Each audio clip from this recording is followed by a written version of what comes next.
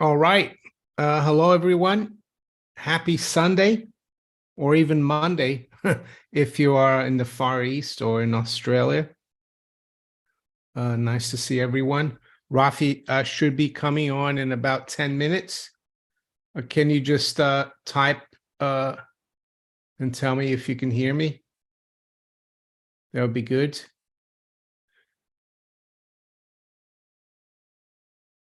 Tim Goodson from the Rocky Mountains. Just to let you know, if you're watching this recorded, jump about 10 minutes because we won't really start until then. Right now, I'm just going to say hello to everyone. Big Shroom is here. We've got Stoic Stacker from Alaska, Jake's Custom Parts. Good evening, Mario and Rafi. Yeah, Rick, Lisa Newham, quite a few of you. Olivier Leroy, number 2. The sound is good. Okay, that's good. XRP Daddy, loud and clear. Good. And yeah, the title today is the fact that the fiat dollar is the biggest financial delusion ever. And yeah, I think it's a huge delusion. And we're going to just quickly look at this book today, Extraordinary Popular Delusions and the Madness of Crowds. And delusions can last for a long time. Matthew Lizwanizo, thoughts on when the debt ceiling, I think you mean? Well, they reached an agreement between the president and the speaker. Now, the Republicans in the House have 72 hours to look over it. And I think they're going to vote on it on Wednesday. It's not really guaranteed that it will pass. There's going to be a lot of questions and well, a lot of comments, proclamations, and a lot of noise in the next 3 days. Evola's sunglasses. When are you going to the farm to buy eggs? Soon. I don't know exactly when, but I will let everyone know when I have been. Hi, James. Neil's Han Dynasty by Silver and Platinum. Ben Gray says, hi, Mario. Hi, Ben. Over here, how fast and how low will gold and silver gold now that the debt ceiling has been agreed upon? I don't really understand what you mean by that question over here. How fast and how low will gold and silver gold now? Or you mean gold? I'm not concerned about the fiat price of gold and silver. And I'll tell you why in a minute when we start and when Rafi comes on. I've been doing some reading, refreshing some old books, and it makes me more and more convinced that things are yeah, they're going to continue to get worse for fiat currencies. They always do. Greetings from South Africa from Pete Dutois.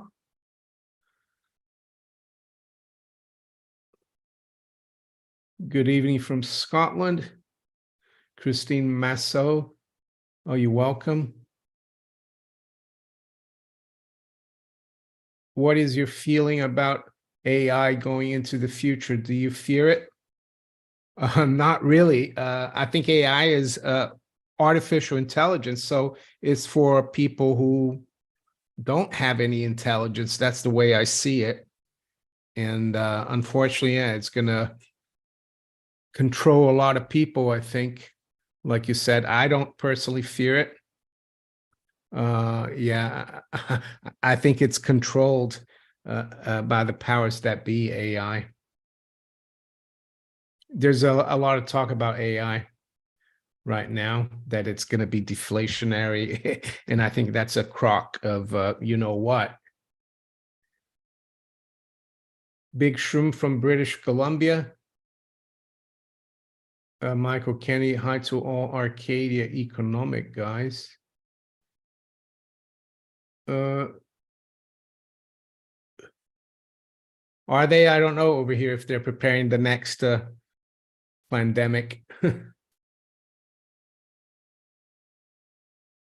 Someone from Greece. Is it Ekaterina? Is that, I can't really read in Greek, but is I'm not sure how to read in Greek, but hello anyway.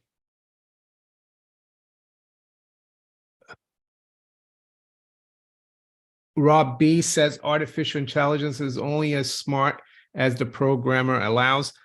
I think personally it's going to make a lot of people very lazy. Hello, Mario and Rudy from the Isle of Man. I know someone who's was in the Isle of Man yesterday. I don't know if he's still there.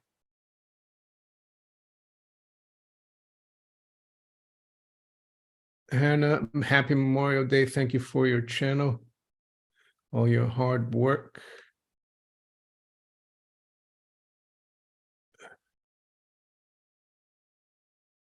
Jeff Noob says, thank you for all your videos. Really appreciate what you do. Yeah, I mean, I just keep going. And right now, for some reason, the subscribers, so the number of subscribers is getting stuck, and I'm getting not as many views on my videos, but things can change. That's how YouTube works. June 6th is D-Day. I thought it was June 5th, which would be Monday week, a week from tomorrow, but it could go to the 6th. Who knows?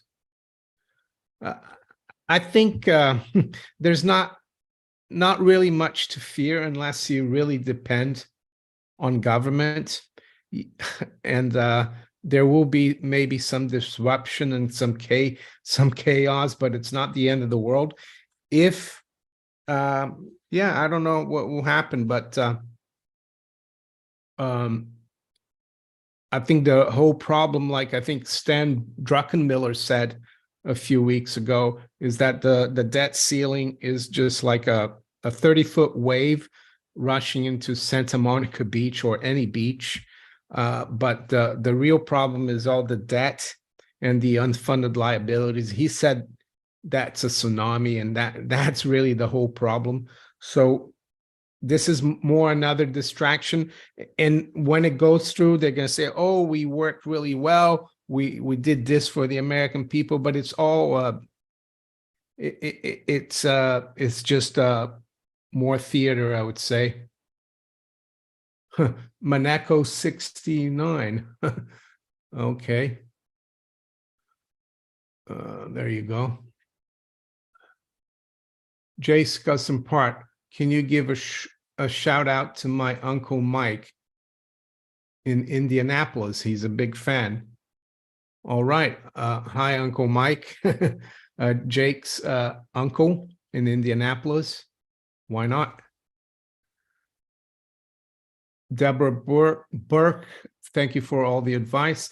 Well, I just try to give my opinion, of course, and I always recommend people do their own research. Hopefully some of my views help you. I'm glad it does. MW3516 is Memorial Day. Yeah, I know it's a Memorial Day. Tomorrow is a holiday here, and in Europe, I think it's more to do with the religious holiday. We do live in interesting times. Timeline 101, Belly Dance Raven. Did I miss Rudy? No, Rudy's not here right now. He's out in the garden, and he keeps coming back and forth, so I can't have him here. He's with my wife on the other side of the house. What happens to Fiat invested in the market once the currency falls? Well, fiat is currency, so it becomes worthless. It won't buy much, and we're already seeing that. You can't buy as much as you did 5, 10, 15, 20 years ago. Fiat currency, there's no control. Politicians and bankers always overissue it. Honig from Holland.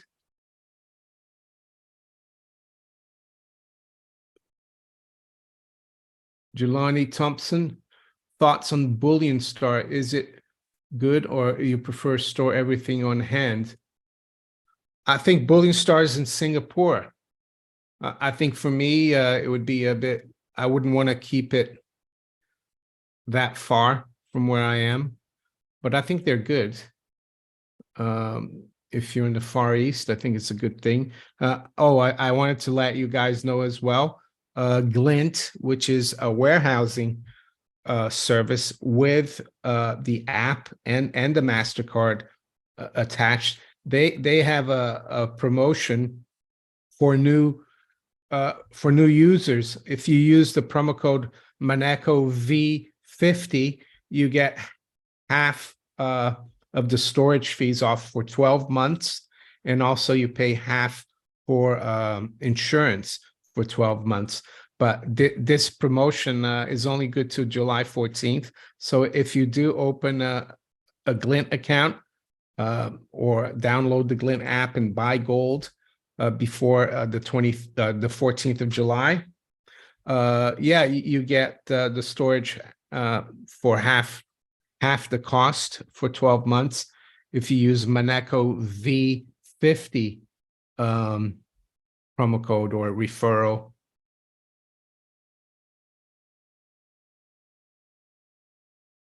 Pablo Pina's here. Hi, Pablo. Yankee Stacking. Oh, nice to see you here. He says, enjoying a beautiful Memorial Day weekend over on this side of the pond. Yeah, stack on. My favorite military man is Smedley Butler. So there you go. Rafi's just arriving. I'm going to take off this top. I'm a bit hot here.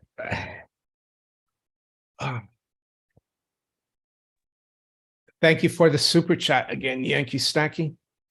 Hey, Rafi. Hey. How are you? I'm good. How are you? Very well. Yeah. We've got Yankee Stacking on the chat. Yankee Stacking is a popular channel. I like to have him on. Let me know when you want to come on, Yankee Stacking, or I can come on your channel too.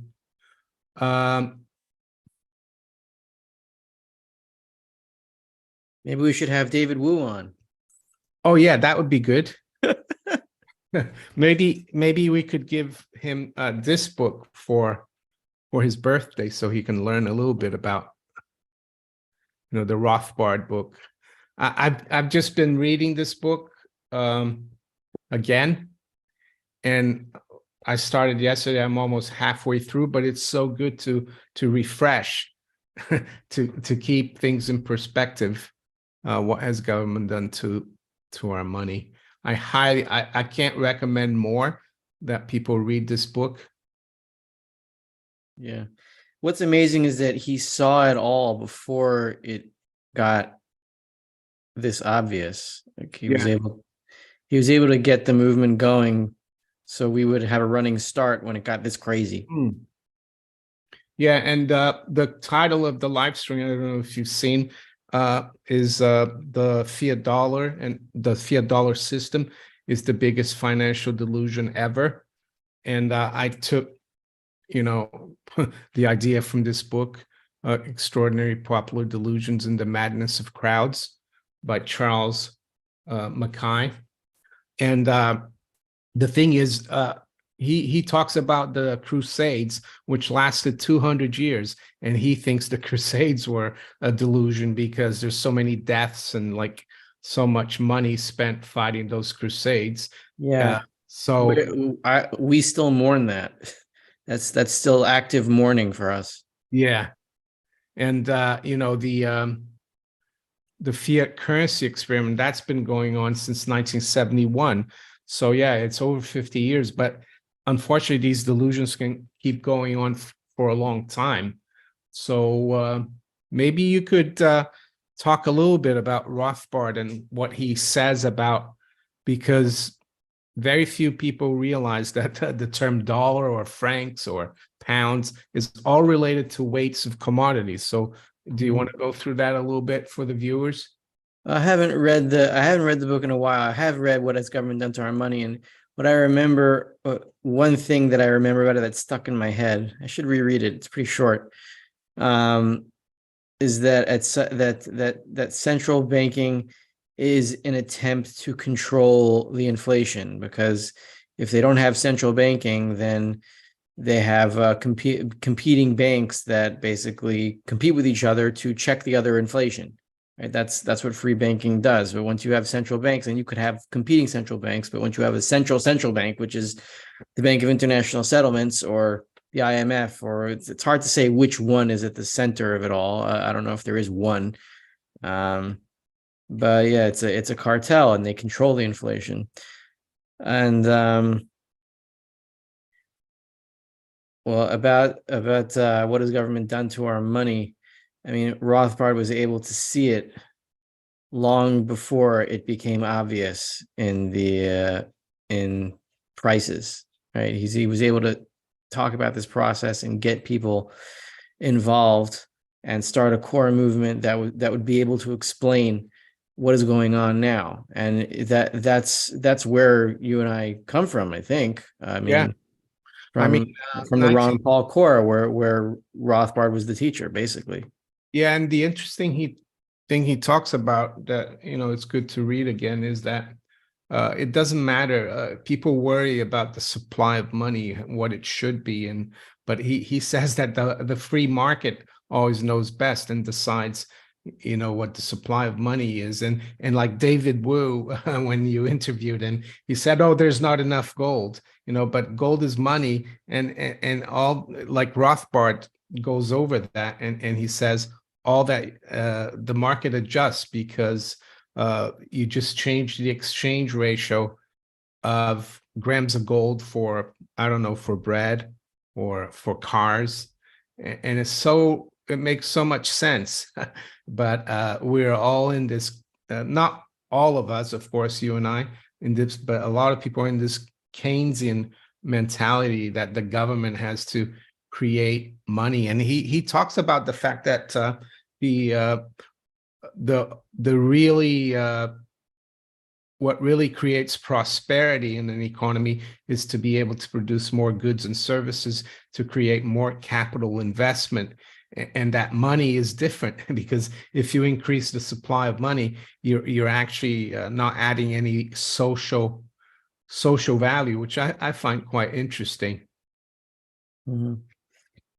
Yeah, you're diluting existing resources, but that looks impressive to some people. I mean, the way that he was arguing, it's sort of like everything is disjointed. Like there's one issue here and there's one issue there, and then the central bank has to kind of like patch things together, and everything seems disorganized. But once you see economics as a single system with a very organized core, then I mean, it all makes sense, and you don't need any other stuff. It's like the way that polytheists view the universe is like competing forces of nature that are all antagonistic, versus, the universe is one big order that has one plan to it, which makes a lot more sense. Oh, just wanted to bring this up, and I'm not surprised this is happening here now. The government here, they've been capping energy prices. I think it was Theresa May in 2018. She started it, and now they're also, they help consumers, kept their prices, utility prices low by basically printing money. And now Rishi Sunak is talking about asking stores to cap basic food prices. I mean, these people don't seem to ever learn, do they, Rafi? What is it with this subliminal messaging with the arms raised and the kids' arms raised? I mean, I know pictures like that bring things to mind in my head. Yeah. Doesn't look good. To me, the first thing I think is that he should stay in the school because he's a child.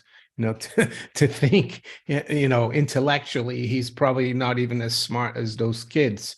To think that the government can actually dictate prices is just crazy. And that's why I was reading today as well this book, because the French tried that in 1790 or 93. It was called the maximum, and it led to many, many problems, to try to dictate what the price of, the government legislate price of things. But that's what they've been doing anyway. And that's what Rothbard says when the government is and the central bank are involved in dictating the price of money, they will graduate to try and control the price of everything. Well, the French tried it in 1790. America tried it in 1970. Yeah. The same story over and over again. There's nothing new under the sun. Yeah. I mean, and even Nixon, I've got the magazine here is on part of my thumbnail. And I have to thank Rumpelstiltskin from Japan. He sent me this. And this was Newsweek, August 30th, 1971. So they called it the new dollar when they closed the gold window. And Nixon's new recovery plan. So they also, I think they brought in price controls. The labor unions weren't very happy. All kinds of people who were on wages weren't happy. The only thing they didn't put control on was dividends. And I'm not saying they should have. So they never seem to learn. And I think if they start this, and they're saying that they're going to ask the stores to do it, it's going to be voluntary. But what's your take on it? What do you think is going to lead to, aside from the shortages? It's not going to be voluntary. They start everything out voluntary. Like that's how they started out the pandemic controls. It was voluntary, and then it wasn't. So beware of voluntary programs from the federal government or any government. It's not going to be voluntary. It'll lead to shortages, and then it'll lead to black markets, and then people will be forced to break the law to get what they need to survive. And eventually that either the price controls will break, or the currency will break, or both. We'll see. I mean, we've seen what happens with price controls before. It's going to happen again. Yeah.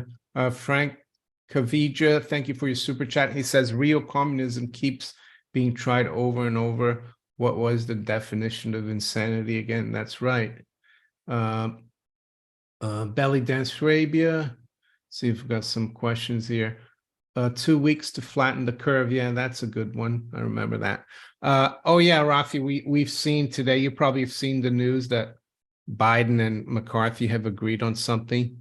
But I think over the next 3 days, all we're going to get is a lot of comments from like Republicans, because they have 3 days to read the bill.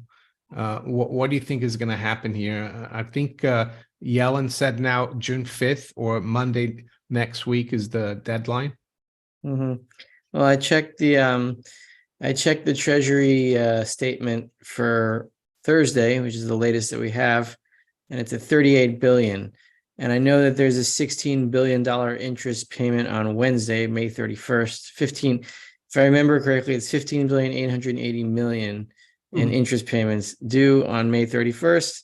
So that brings us down to about $22 billion that they can spend from now to Wednesday. So that's $11 billion a day. We could get there by June 1st.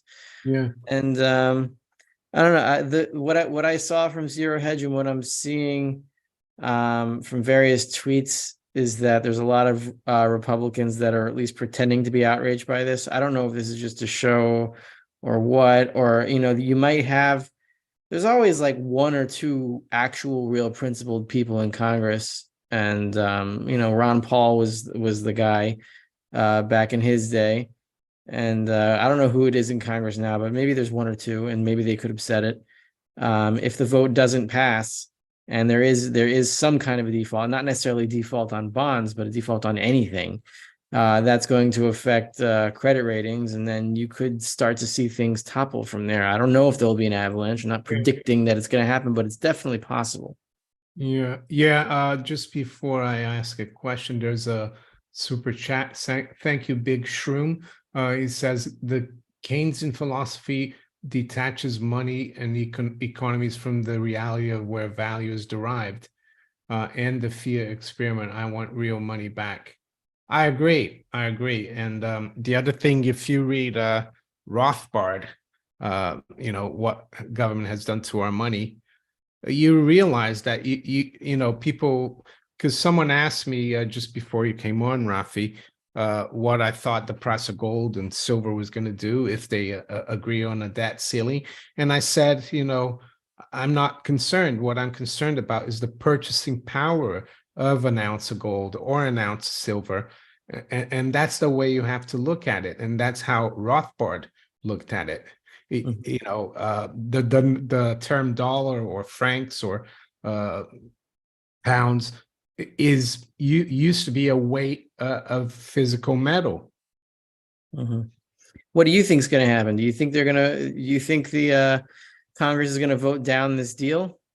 Well, there is a guy. Do you remember that it took McCarthy 15 votes to become the speaker? Yeah, that was fun. Yeah, and I think the same people who try to stop him and try to get concessions from him are the same people that are going to try to block this.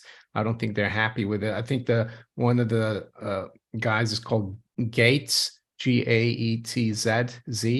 I forgot his first name, and he's a bit of a Ron Paul, you might say. But yeah, it will be. It would just create more uncertainty, I think, the next few days. But I'm not that concerned personally. It could, if there is the other thing that could happen though, if they decide to stop paying a certain group of people, it's been done before. So, but if they decide to stop paying interest on the bonds, that would be quite significant. If they do that, that would be that would be like a suicide. Yeah. They'd be they'd be threatening to push the entire pyramid over just to spite. Maybe they'll do that. Maybe they're that dumb. I don't know. And I saw that the agreement between Brandon and McCarthy was that they're going to keep military spending the same. Of course, the military industrial complex is going to get all it needs. And they're going to keep the Biden's green agenda spending.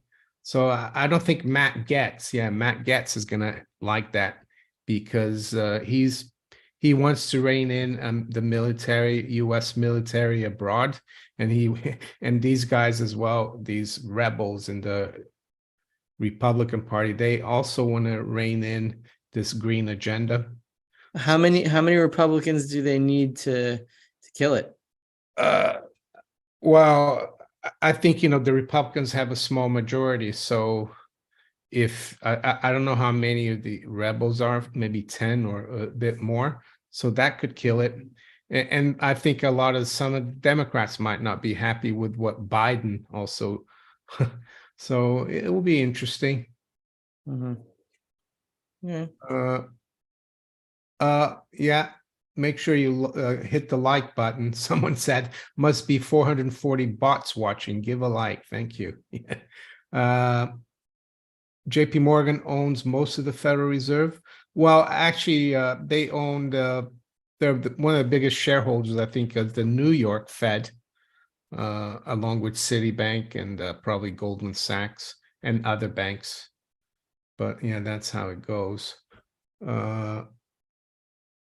You can buy stock in the Swiss National Bank if you want. Yeah, the biggest, I think in Switzerland, the SNB, the biggest private shareholder is a German guy. I've looked into that. And then the Swiss cantons, I think there's 26. They're like the states in Switzerland. They own some of it, and the federal government owns some too. Lord Humongous says, "War is a Racket" by Smedley Butler. Yeah, that I was saying, Rafi, because I think it's Memorial Day. Is it today or tomorrow? I'm not sure. That's tomorrow. Tomorrow. I said that my favorite military guy is Smedley Butler. Have you read his book? It's like a pamphlet, War is a Racket. I haven't, but I will. Yeah, you should. Smedley Butler. Because a lot of people, and I can understand that, they see someone that has served in the military and they say, "Oh, thank you for your service." But I think they're really servicing, and this might be controversial. They're servicing. They're not serving you, the American public. They're serving the military-industrial complex. So They're serving Raytheon shareholders. that's right. That's right. And I don't want to be insulting to veterans, but that's basically what it is. And I think Smedley Butler realized that he was a decorated brigadier general, I think, and he invaded Guatemala, and he was in the Spanish-American War, and then he realized that that's what he was doing, serving all the corporate interests. And I think at the time it was United Fruit, the banana company. That's what they're trying to protect in Central America. I think Wesley Clark, the general, also understood this at the end. Yeah, I'm not too sure about him. I mean, he did that. Wesley Clark did that interview where he told, we're going to invade these countries in the next 7 years and stuff. Mm. He warned people, but he was also involved in bombing of Yugoslavia, wasn't he? He was the NATO general in charge. But yeah, I'm not saying he's a good guy or anything, but he did let loose a little bit of truth purposely, and we gotta thank him for that.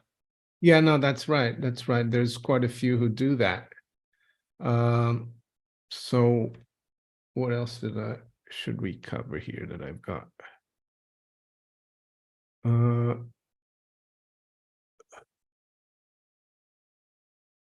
Oh yeah, Rafi, I wanted to ask you about because you've covered this. If there's a deal, or you're saying even no deal, you could see a lot of liquidity drain from the market into the U.S. Treasury. Could you explain how that works? If there's no deal, then I don't know what's gonna happen. I mean, there's gonna be a whole bunch of crazy stuff, and you could make the argument that gold will plummet in the immediate aftermath of that, or you could make the argument that it'll go up $300, $400. I don't even know. It depends how people decide they want to panic, and it also depends on what emergency funds are needed in an immediate aftermath. So it could go any way. But the thing is, if there is a deal, then the Treasury is going to have to immediately flood the market. It's not like they just magically have trillions of dollars after there's a deal. It's not like it doesn't vote money into existence. They have to dump treasuries onto the market very, very fast. And then banks have to buy those treasuries with their deposits on reserve. So all of that money has to come from deposits ultimately, and deposits are already shrinking. They've been shrinking since April 2022, so they'll be shrinking a lot faster after this deal, and that could cause a lot more bank failures. If a bank needs dollars and it doesn't have it because there's a massive $1 trillion liquidity drain, then it's all going into the government's bank account at the Fed. Yeah. So either way, big things are going to happen, whether there's a deal or not. Yeah. Andrew Rama, thank you for your super chat. Hi, Mario and Rafi. What are some of the elements historically that caused the masses to realize the currency is failing? You want to answer it first? Well, what? Well, I heard from over this guy that I was talking to who survived the hyperinflation in Yugoslavia, I think it was. He said like when bread was, let's say, 100 or whatever unit currency it was, and then the next day it was 200, and people start realizing that basic necessities are doubling every day. That's when everybody just dumps everything. That's I differentiate between these things a lot, like the front end and the back end. That's the front end. That's what's happening in the supermarkets. But there's something in the back end that's happening. It's causing front end to react that way. The back end is what's on on the balance sheet of the currency issuing central bank. So again, what is the dollar? The dollar is a collection of some gold, a lot of mortgage-backed securities, and a hell of a lot of treasuries. So I don't see treasuries defaulting so quickly, but mortgage-backed securities could definitely default.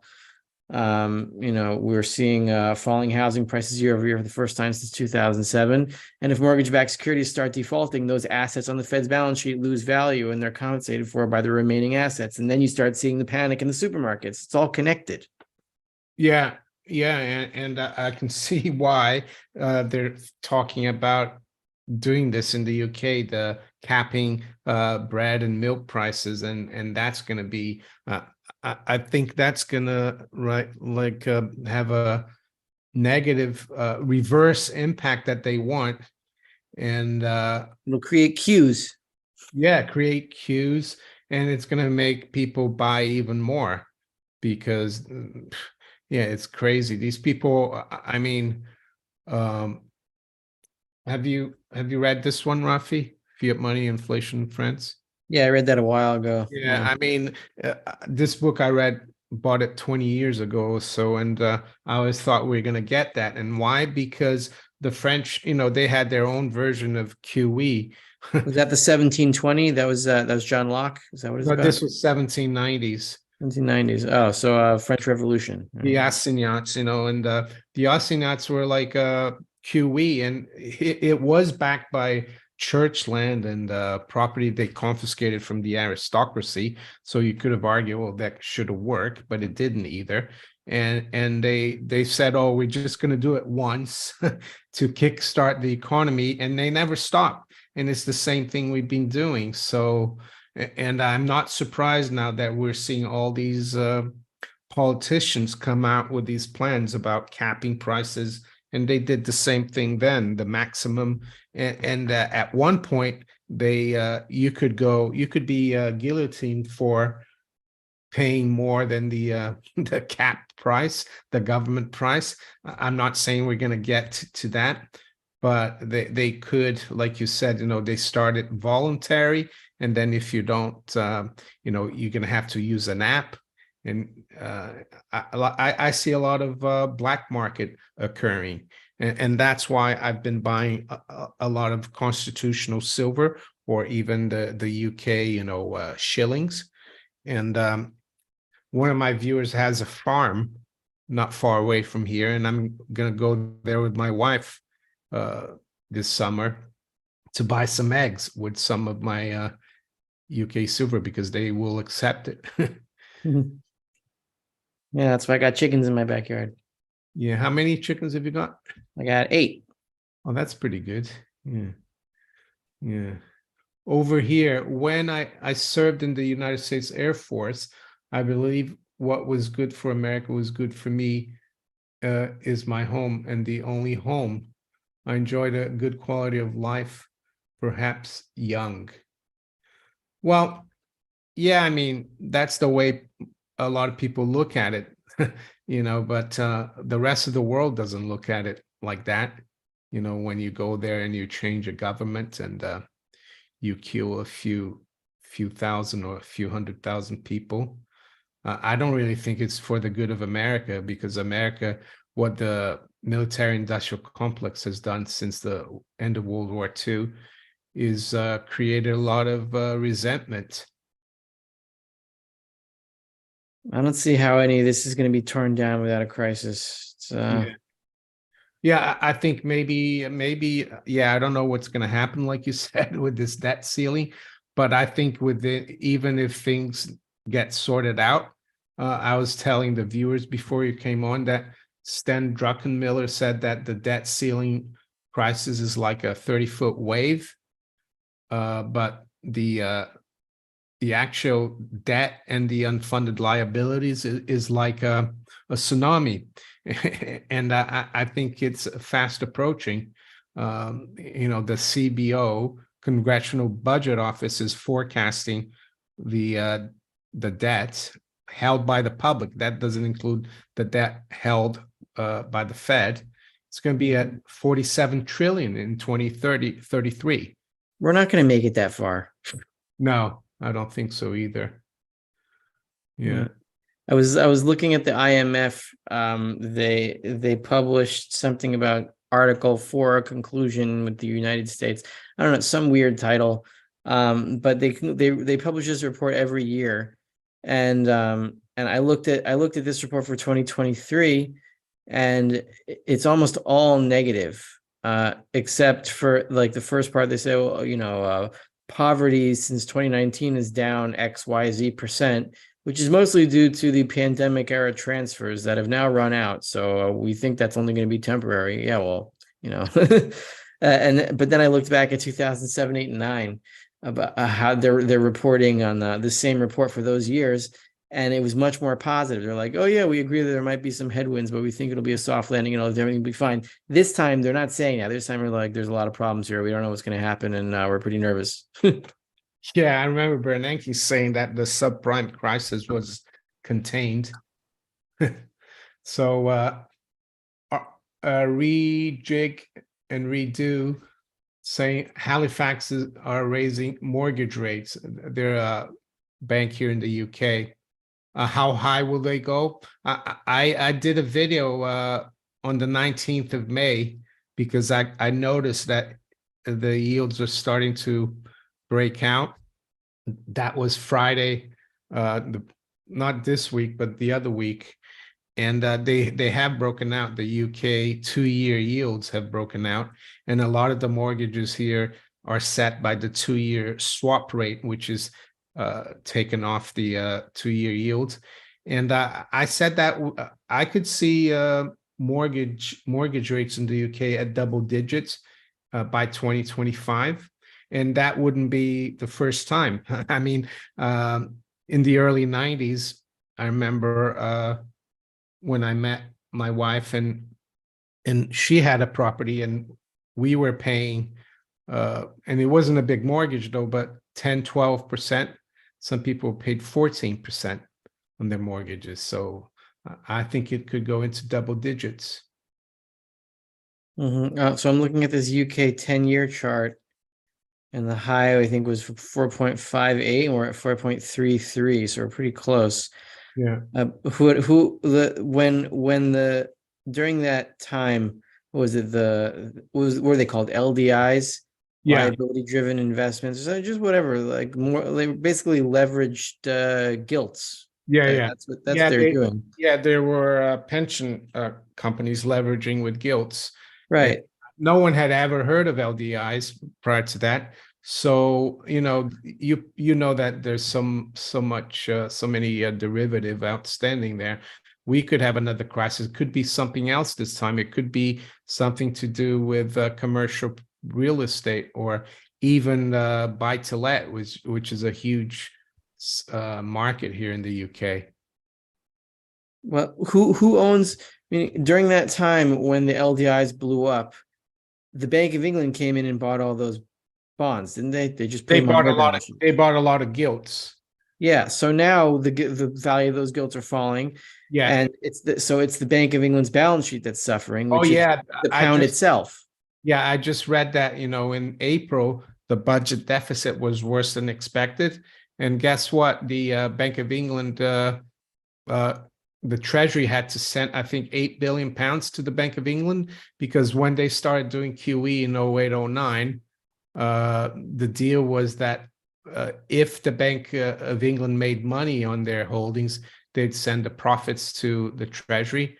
And if the Bank of England lost money, then the Treasury or the taxpayer would cover it. So this could cost like hundreds of billions to the taxpayer. the gilt market going down. So I've got here the 10-year gilt.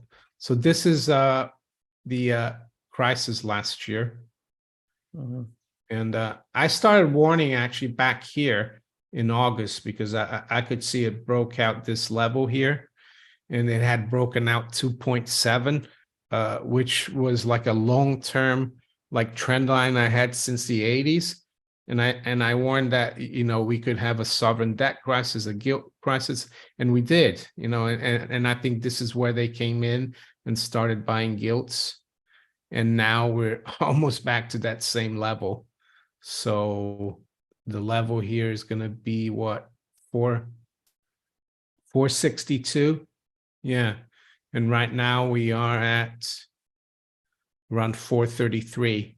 So this could happen very quickly. Hmm. And I think some people might say, oh, this is just the UK, but I think this is a symptom of what could happen everywhere else. What do you think, Rafi? That's the whole world. We're all in the same Yeah. dollar system. Yeah, that's right.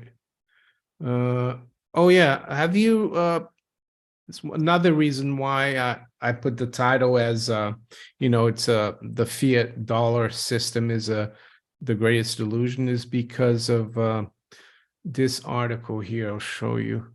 You probably heard of John Exter. Yep. And have you ever read this one here? Currencies today. Currencies today are IOU Nothings. I recommend it. And he's just basically saying, I think he started out as a Keynesian, and he actually helped found the Central Bank of Sri Lanka. He helped manage the Central Bank of the Philippines, and then he became an Austrian, and he must have read Rothbard, I think, because He really became an Austrian school economist, because there's some Keynesians who, they reject some of the more extreme stupidities of Keynes. no, he They rejected maintain yeah, macroeconomic theory. he rejected completely. Hmm. This is what he says here today. No, and this was written in 72, just after they closed the gold window. Today, no money in the world fully performs all three services. National currencies are being used as means of payment and standard of value money, but none in this inflationary age is an assured store of value money. In fact, a foremost concern to voters and politicians everywhere is that so many currencies are so rapidly losing their value in terms of commodities and services. Commodities like gold and silver, which are being used as store of value money, are not being used as either means of payment and standard of value money. So basically saying, that money is a commodity like the Austrians. The thing is, I think, the petrodollar, that put a lot of demand underneath the dollar, and it's kept it going. But now we're seeing a lot of countries abandoning that. And it reminds me a little bit about fiat money inflation in France. They backed the currency with church property and confiscated land from the aristocracy, but it didn't work. I mean, it lasted for about 7 years. I know the petrodollars lasted for about 50 years. But you know what's going to work? Shared Excel spreadsheets. That'll do it. Oh yeah, you mean blockchain? Yeah. So this is what he says here. In the days to come, international monetary reformers will have to consider whether these new kinds of money will produce a stable monetary world in the world's marketplaces. Will they hold their value against goods and services in general? More particularly, will those issued by different central banks hold their value against one another? More particularly, will any of them hold their value against store of value money like gold? So, I mean, I guess he's not totally Rothbardian, because I've been reading that book, and Rothbard says that real money doesn't necessarily need to be stable, because in a free market, you need movements. So could you maybe explain to people like that? Because I mean, sometimes I make the mistake of saying that gold is a stable store of value, but you also need the ratio between gold and services and commodities to fluctuate. The way I like to think about it is you go back to Carl Menger, who either discovered or pointed out, or whatever, however you want to call it, that there's no such thing as, there's no one single thing called money that nothing else is, and money is the only thing that it is, that thing, right? There's degrees of moneyness, and the other word for money is liquidity. That's what it is, right? What makes the money the best money is that it is the most liquid commodity. And that's going to be different things in different economic environments. In prisons, it'll be cans of mackerel or whatever. And then in a global economy, it'll be gold and silver, because that's just what is the most liquid commodity. So just because it is the most liquid doesn't mean it's absolutely stable. It doesn't just stay the same, because nothing stays the same. Everything always changes. The thing is, money changes the smoothest and the least, and you're able to buy and sell it at the most predictable spreads. That's what makes it a money.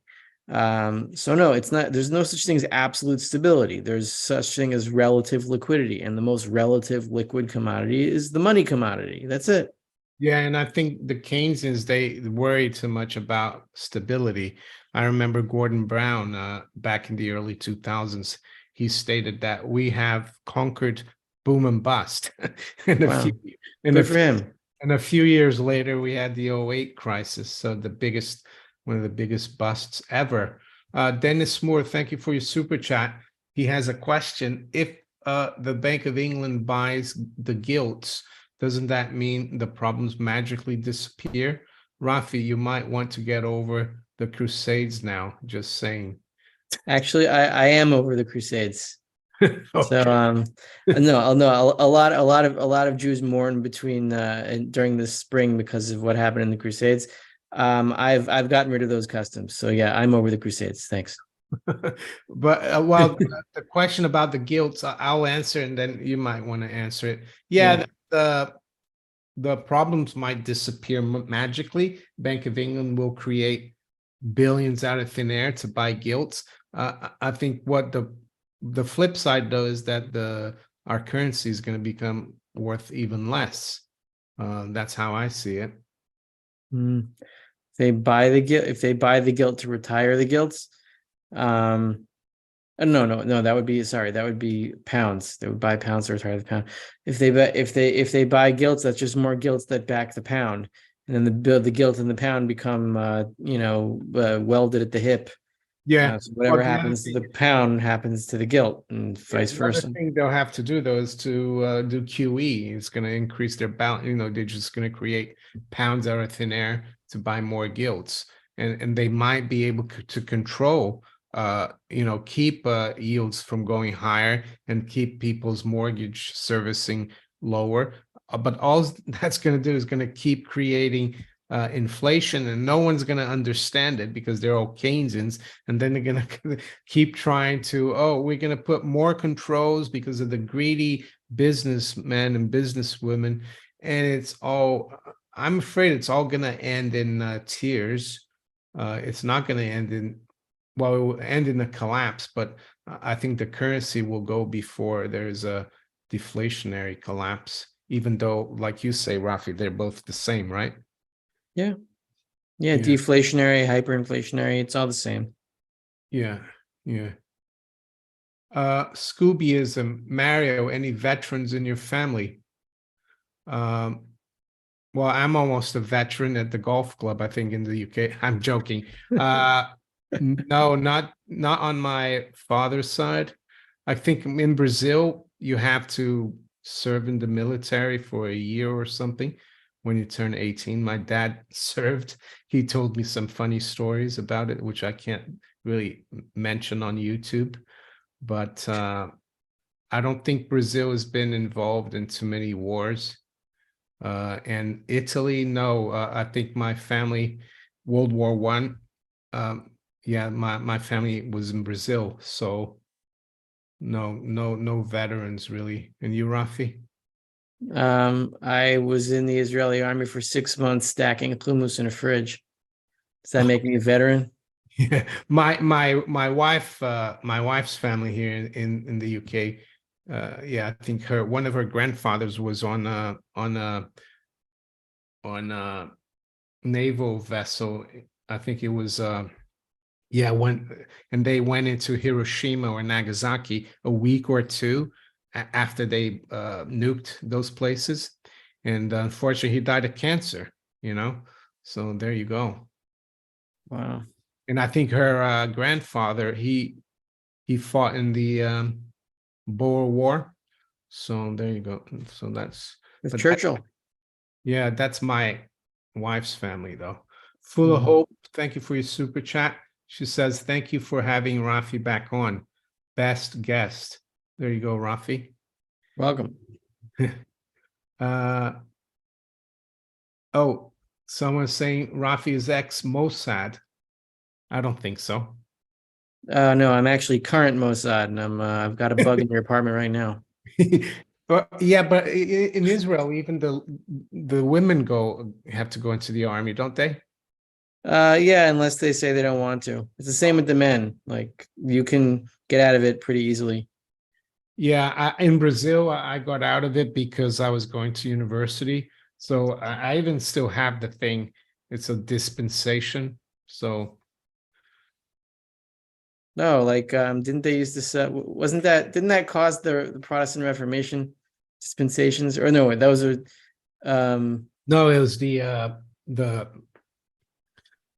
what were they called? it's like today you have the you know you buy carbon credits to forgive your pollution. What were they called? Ugh, I Yeah, forget. I know.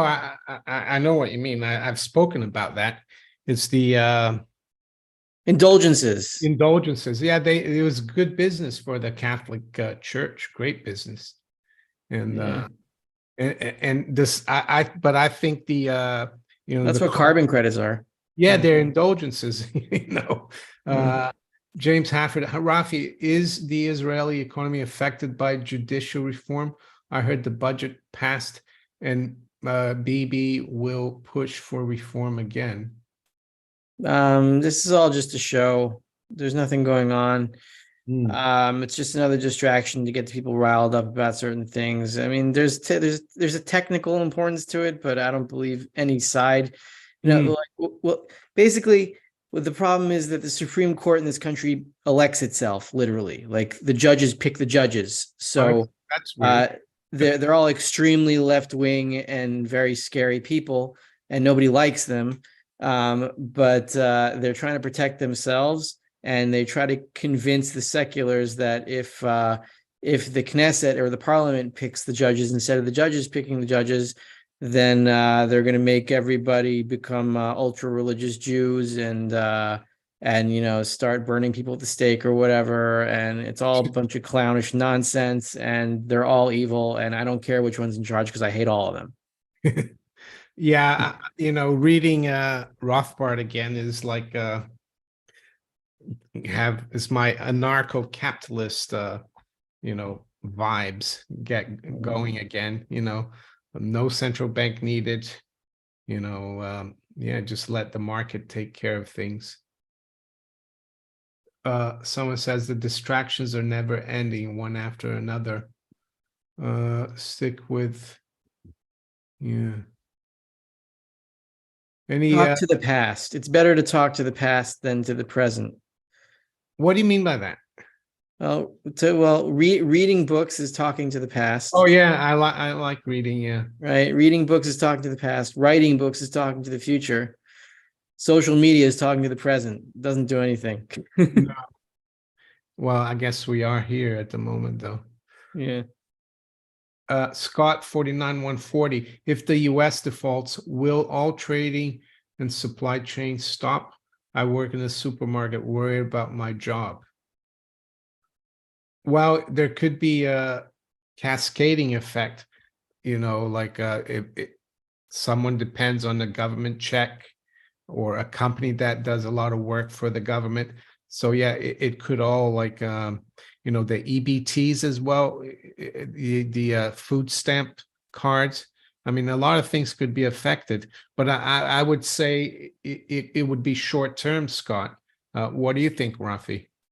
A default. I don't know what could happen. Everything is so unstable that anything could upset everything. Yeah, Nobody knows how intimately interconnected everything is. So what I've been saying is that even a temporary default on something could trigger some kind of algorithm to do something that causes something else to collapse, and it could all come down, in a matter of days. But maybe it won't. Maybe everything will be fine. I don't know, and yeah, nobody can really predict this. yeah. There's so many factors involved. Big Shroom, thank you for your super chat again. Question from Mario and Rafi: who are your favorite philosophers? I'll let you answer that first. I don't really think I have one, but My favorite philosopher probably have to be Maimonides. who? Maimonides. Maimonides. Okay, I haven't heard of what did he What did he write? He wrote the Guide to the Perplexed, and well, that would be that would be his secular philosophy. And I got his books up in the corner up there. yeah, I don't know. I mean, I have loads of people that have made comments and stuff and quotes that I find interesting. I like Frederick Bastiat. I don't know if you can consider him a He's a philosopher. political philosopher, yeah. Yeah, I like Bastiat. Yeah. And I like H.L. Mencken. Have you heard of him? Yeah. I mean, he was really interesting guy. And he was outside the box. And I would say also that comedian, what's his name? He died some years ago. George Carlin. George Carlin. Yeah. Yeah. I wish he was alive today. He would have been able to take a lot of people out of the hypnosis very fast. Yeah, no, I mean he said it like He would not have fallen for any of this shit. Sorry. No, he would. I mean, yeah. I loved when he said, you're not in their club. you know, they don't care. Big club and you ain't in it. They don't care about you. You know, Ayn Rand. Yeah, I like Ayn Rand. Not, I like there are some parts of Ayn Rand I'm not too sure, but just the general principle of free markets and individual liberty. And I think the selfish part, because she says people have to be selfish. I'm not sure she meant really selfish, but I'm not sure I agree with that, because I think, yeah, Adam Smith and, the invisible hand and self-interest, that's something important, but I think sometimes it's good to help other people too. So I'm not too sure about that part.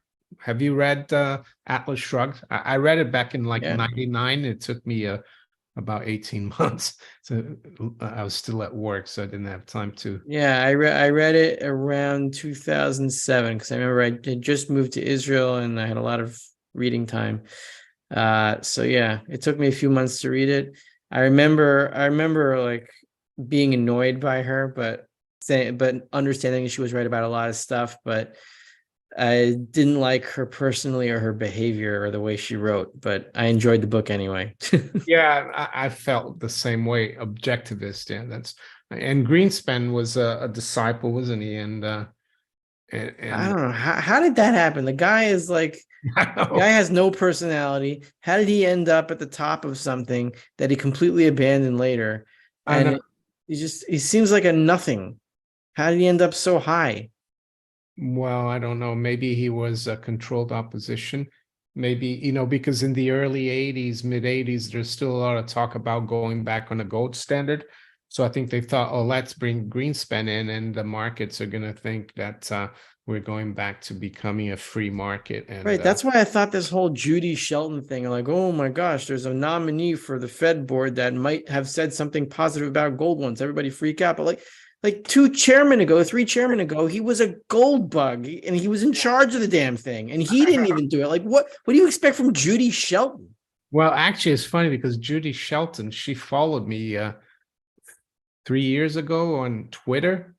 Okay. And then I tried to contact her to come on the channel, and I've contacted her a few times, and she's really nice, but she's always declined. If she was really into free markets and abolishing the Fed, I don't think she's into abolishing the Fed. So, because there's talk that Trump was going to nominate her as a Fed governor. Whatever. Yeah. It's a joke. So, do you follow U.S. politics? I guess you could still vote. Yeah, I can still vote, but I don't waste my time. Yeah. So no favorite for 2024. Oh no, I do. I do have a favorite. It'll be RFK. RFK Oh yeah. Jr. Oh yeah. I listened to him. Yeah, he really wants to bring stop all the foreign adventures and he's really I used to follow him years ago, even before COVID, because he's been looking into vaccines and stuff, and he's done a lot of research. No, if there's anyone who has the possibility of not stopping a calamity, but of holding the country together without destroying itself while the calamity happens, it'd be RFK has the best chance of doing that, because there's been so much wounds that have been sustained since the Kennedy assassination. He's at the center of them. Oh yeah. He could do it. He might be able to hold the country together, but I doubt he has a shot. Yeah, that's what he's saying, that he wants to stop all the division and stuff. And I think that's that's what the powers that be don't like. I remember hearing a Rothschild be interviewed here in the UK, and he said, "Oh, we want a government that's not too far left or right. We want everything steady as she goes." And Robert F. Kennedy Jr. said the other day on with Russell Brand, he said, what the powers that be don't like is that far left and right get together. That's the worst thing that can happen for them. We'll see though. Yeah. Lord Humongous says RFK is controlled. Ask him to end the Federal Reserve, then he gets my vote. Well, very few of these politicians ever mentioned that. The only one that did was Ron Paul. Has Donald Trump come out and said he's going to end the Fed? He actually wanted the Fed to do more QE some years ago. Do you remember that, Rafi? Yeah, well, Donald Trump, there's nothing there. Like Yeah. he's like just a reflection of unfocused American frustration about everything that has no coherence to it. Yeah, someone is saying that RFK Jr. is not a terrible orator, but I don't think that's true. He's got a problem, a health problem. That's why he doesn't sound as as clear. But I think he's very smart, and he knows the facts and he uses the facts. So I don't think that should be an impediment. Well, does he have a shot? Is he Well, climbing in the Democratic primary? I don't even know. I don't follow it. Well, I think in the polls he's got 20% backing, but apparently they did a poll recently and they didn't even put him in the poll. A bit like Ron Paul in 08. Do you remember when he was doing really well? Yeah, I remember. They'll do the same stuff. I don't think he's got a shot. Yeah. You can't beat the deep state like this. Yeah. Yeah. Any new RFK too many vaccines? POTUS is supposed to be a glorified DMV clerk, not a king. RFK, no, he's not. He wasn't pro, I think, the vaccine at all. No, not Trying at to all. warn people against it. I think it was Trump who told people to get the vaccine, wasn't it? Yeah, well, RFK, the Children's Defense, something that's his organization. Yeah. Look into the book Turtles All the Way Down. I just finished it. It'll open your mind. You'll see the horrors of what's going on. Yeah. That's all I'll say. Scoobyism 3 is saying you should run as an independent. Who? You. No, thanks. All right, we've got a couple of minutes to go. Just ask a few more questions and then we're gonna call it a day. All right. Let's see, just wait to see if they've got some more questions for us. Or maybe, Rafi, maybe instead of answering question, maybe if you want to say something about what's could happen in the next week or two with the debt ceiling and how people should, because you're always good at the psychological part, and maybe tell people the bigger picture and how you're gonna look at it. Well, look, I try to put humility at the forefront here. I understand where the end game is. I don't know exactly how we're going to get there. But it's not about knowing the entire way. It's about knowing where you're going. And wherever you're going, you're going to have to be packed. So make sure you got what you need for the journey, wherever the journey is going to go. And I wouldn't load up. I would never load up entirely on gold and silver. And I'm definitely not going to debt in fiat terms to acquire more of it. But whatever happens in the next week or two or three, I just want to make sure that whatever my positions are, I won't be tempted to chase them higher if they explode higher, and I won't be panicking out of them if they collapse.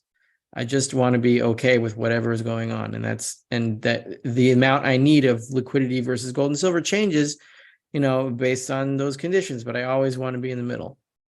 Yeah, I agree with that, and I'm not too concerned as well.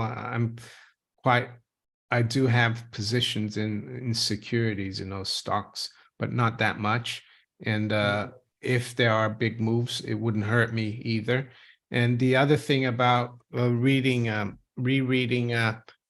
Rothbard's book is that he says, wealth is like goods and services, and health as well, not just money. So gold and silver are good, but you also have to produce something of value. I think that's something important. Just one more question here. James Hafford, can you say something about Germany announcing it is now in recession? Does this mean treasuries will strengthen the dollar and cause near-term pressure on the gold price? I don't really think it has any real impact. Germany being in a recession. Yeah. No, that's not like a magic thing anymore. No. They just count up the GDP of something and Yeah. they say, oh, it's down. So recession, like, what does that mean? Like, so what? The Germans were, prior to COVID, Germany had less than 60% of GDP in debt, and they're actually running a budget surplus. Unfortunately, the German economy has been, they've followed along with the Americans, this Ukraine thing. This guy, Olaf Scholz, I think Colonel McGregor said he's the worst German leader in 1,000 years. So there you go, Olaf Scholz. What year is it? 2023. So 1023. Talk about a Holy Roman Empire. Yeah. So, Rafi, I wish you a good night's sleep, and I wish everyone else also a good long weekend and a good week. Take care, and thanks for showing up for the live stream. Thanks for having me, Mario. You're welcome. Take care. Bye. Bye.